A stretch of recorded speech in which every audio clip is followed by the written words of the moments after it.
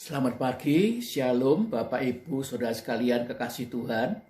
Renungan singkat firman Tuhan pada pagi hari ini adalah iblis dan roh jahat sibuk membangun benteng-benteng pada pikiran manusia sejak masa kecil. Kita akan membaca 2 Korintus 10 ayat yang ke-3 dan 4 sebagai berikut. Memang kami masih hidup di dunia, tetapi kami tidak berjuang secara duniawi. Karena senjata kami dalam perjuangan bukanlah senjata duniawi, melainkan senjata yang diperlengkapi dengan kuasa Allah yang sanggup untuk meruntuhkan benteng-benteng. Yang dimasukkan dengan benteng-benteng ini adalah benteng-benteng yang dibangun oleh roh-roh jahat pada pikiran manusia sejak kecil.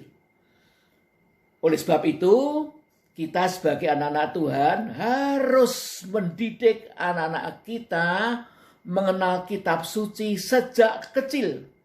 Seperti Lois, neneknya Timotius dan ibunya yang bernama Eunike yang mendidik Timotius sejak kecil sehingga mengenal kitab suci. Dengan demikian kita berjuang, bergumul untuk meruntuhkan benteng-benteng iblis yang ada pada pikiran anak-anak kita sejak kecil. Puji Tuhan. Kemudian kita akan membaca ayat yang kelima. Kami mematahkan setiap siasat orang dan merobohkan setiap kubu yang dibangun oleh keangkuhan atau kesombongan manusia untuk menentang pengenalan akan Allah. Kami menawan segala pikiran dan menaklukkannya kepada Kristus. Puji Tuhan. Jadi, haleluya, iblis itu berhasil membangun benteng-benteng dalam pikiran manusia dengan memanfaatkan sifat manusia yang angkuh, yang sombong, yang menolak pengenalan akan Allah yang benar. Nah, oleh sebab itu, supaya kita sebagai orang tua bisa membangun haleluya pikiran Kristus kepada anak-anak kita sejak kecil, maka kita sendiri sebagai orang tua harus self koreksi. Kita masih ada benteng-benteng iblis atau setan dalam pikiran kita atau tidak.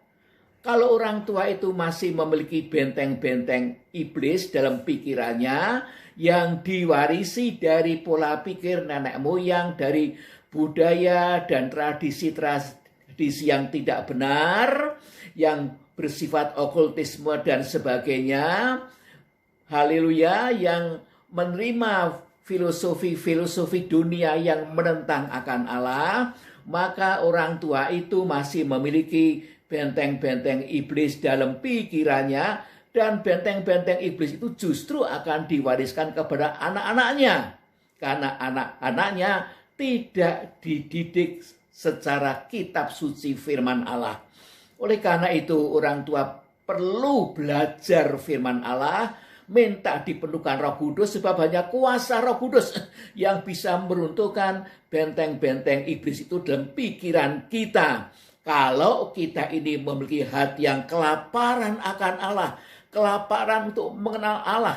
Mengenal Allah berarti mengenal firman-Nya, sebab Allah dan firman-Nya tidak bisa dipisahkan. Puji Tuhan, oleh sebab itu orang tua harus banyak berdoa, merendahkan diri di bawah kaki Tuhan, minta supaya Roh Kudus memeriksa jiwa, hati, dan pikiran kita. Masih ada pikiran-pikiran yang tidak benar, yang merupakan benih-benih benteng iblis, atau sudah dibersihkan.